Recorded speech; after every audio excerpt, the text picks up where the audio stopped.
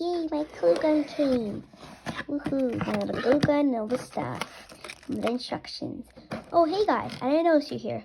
So today we're gonna read Animal Stories Classic Treasury.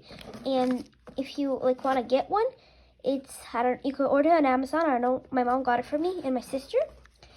All that old stuff. You just on Amazon you can put glue gun or hot gun. It's to glue stuff better, so they could stick forever, maybe forever, for your, And so let's get started with this reading. So here's the book, Classic Treasury Animal Stories. And the story I want to read today is called The Horse and the Olive by James Baldwin. So let's get started. On a steep stony hill in Greece there lived in the early times a few very poor people who had not yet learned to build houses. They made their homes in little caves, which they dug in the earth or hauled out among the rocks, and their food was flesh of wild animals, which they hunted in the woods, with now and then a few berries or nuts. They did not even know how to make bows and arrows, but used slings and clubs and sharp sticks for weapons, and the little clothing they had was made of skins. They lived on top of the mountain because they were safe there from the savage beasts of the great forest around them, and safe from all the wild men who sometimes roamed through the land. The hill was so steep on every side that there was no way of climbing it safe by a single narrow footpath, which was always guarded by someone at the top. One day, when the men were hunting in the woods, they found a strange youth. His face was fair, and he was dressed so beautifully they could hardly believe him to be a man like themselves. He moved so nimbly among the trees that they fancied him to serpent in the guise of a human being, and they still wondered along. The young man spoke to them, but they could not understand a word that he said. Then he made signs to them that he was hungry, and they gave him food and were no longer afraid. Had they been like the wild men of the woods, they may have killed him at once. But they wanted their women and children to see the serpent man, as they called him, and hear him talk, and so they took him home with them to the top of the hill. They thought that after they had made a show of him for a few days, they would kill him and offer his body as a sacrifice to the unknown being whom they dimly fantasized to have some sort of I'm gonna remove the bookmark. Control over their lives. But the young man was so fair and gentle that after they had all taken a look at him, they began to think it would be a great pity to harm him. So they gave him food and treated him kindly, and he sang songs to them and played with the children, and made them happy that they had been for many a day. In a short time he learned to talk in the language, and he told them that his name was Cyclops, and that he had been shipwrecked on the coast not far away. Then he told them many strange things about the land from which he had come, and to which he would never be able to return. The poor people listened and wondered, and it was not long till they began to love him, look up to him as one wiser than themselves. Then they came to ask him about everything that was to be done, and there was not one of them who refused to do his bidding. So Cyclops, the serpent man, as he still called him, became the king of the people on the hill. He taught them to make bows and arrows, and he set nets for birds, and to take fish with hooks. He led them against the savage wild men of the woods, and he helped them kill the fierce beasts that had been so great a terror to them. He showed them how to build houses of wood, to thatch them with the reeds which grew in the marshes. He taught them to live in families instead of herding together like senseless beasts as they always done before. And he told them about great Jupiter and mighty folk who lived in the clouds and the mountain top. By and by, instead of the wretched caves among the rocks, there was a little town on the top of the hill, with neat houses and a marketplace. Around it was a strong wall with a single narrow gate, just where the footpath began to descend to the plain. But as yet the place had no name. One morning, while the king and his wise men were sitting together in the marketplace, planning how to make the town become a rich, strong city, two strangers were seen in the street.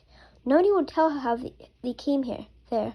The guard at the gate had not seen them, and no man had ever dared to climb the narrow footway without his leave. But the two stringers stood. One was a man, the other a woman, and they were so tall and their faces were so grand and noble that those who saw them stood still in wonder and said not a word. Next page. So first here's the picture. The man had a robe of purple and green wrapped around his body, and he bore in one hand a strong staff with 3 sharp spear points at one end.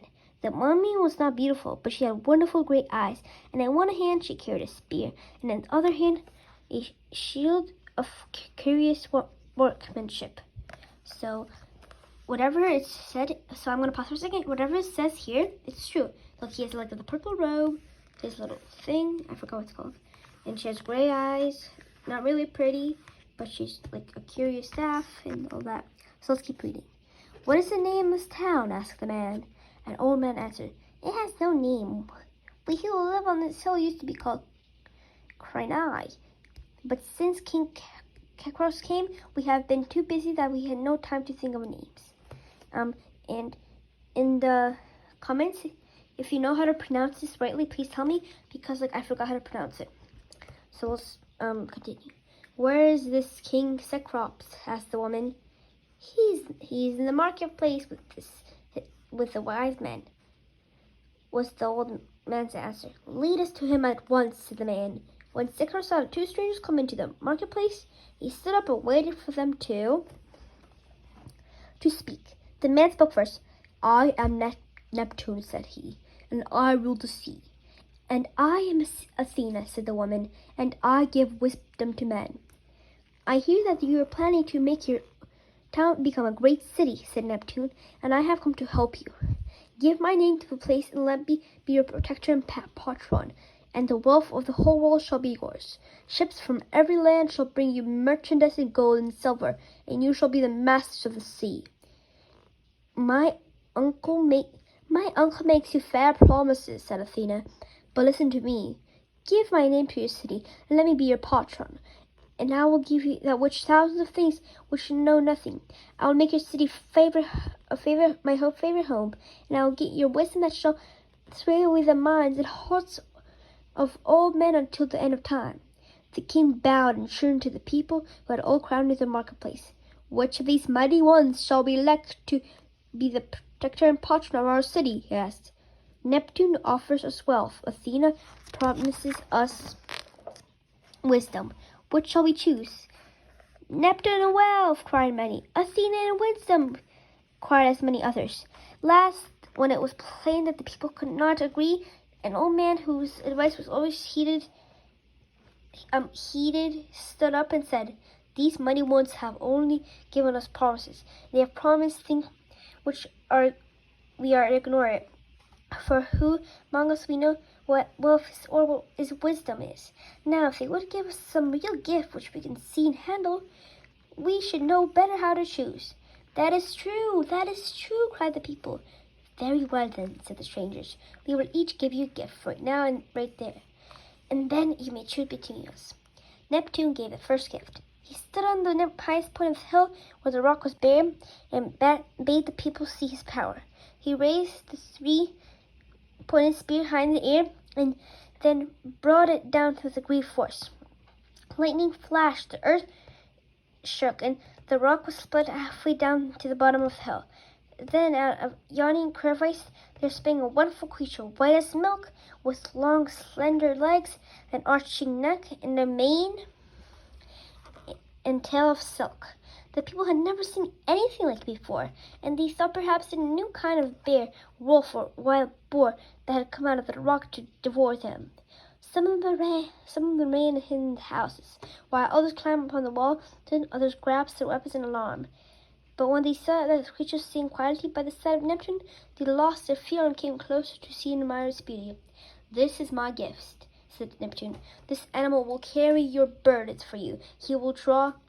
I'm going to pause for a minute so you look at the picture. Now let's go.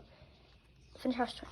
He will draw your chariots. He will pull your wagons and plows.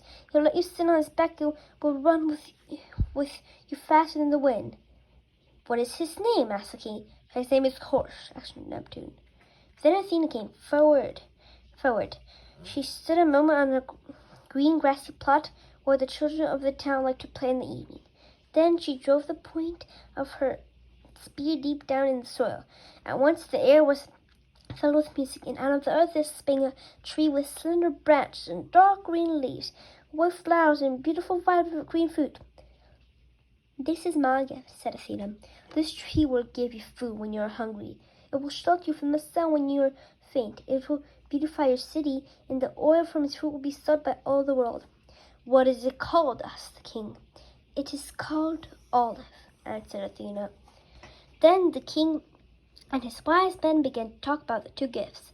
I do not see that the horse will be much use to us, said the old man spoken before. For as to the chariots and wagons and plows, we have none of them, and indeed do not know what they are. And who among us will ever want to sit on this creature's back, borne fast in the wind? But all will be a big thing of beauty and joy for us and our children forever. What shall we choose? Asked the king, turning to people. Athena has given us the best gift, they all cried, and we choose Athena in wisdom. Be it so, said the king. And the name of our city shall be Athens. From that day, the town grew and spread, and soon there was room on the hilltop for all the people. The houses were built on the plain around the foot of the hill. A great road was built to the sea 3 miles away. In all the world there was no city more fair than Athens. In the old marketplace on the top of the hill, the people built a temple to Athena, the ruins of which may still be seen. The olive tree grew and flourished, and when you visit Athens, people will show you the very spot where it stood. Many other trees sprang from it, and it became a blessing both to Greece and all the other countries around the great sea. As for the horse, he ran away across the plains toward the north and brought a home at last in distance, thusly beyond the river Peneus. And I have heard it said that all the horses in the world have descended from that one which Neptune brought out of the rock. But of the truth of the story, there may be some doubts. And that's the end of the story. Thank you for watching. In this story, we'll read next The Wonderful Weaver. But I already did a video about it before, so you could look at my channel and subscribe below if you like to, if you want. And that's it. Thank you for listening to my story. And see you later. Bye.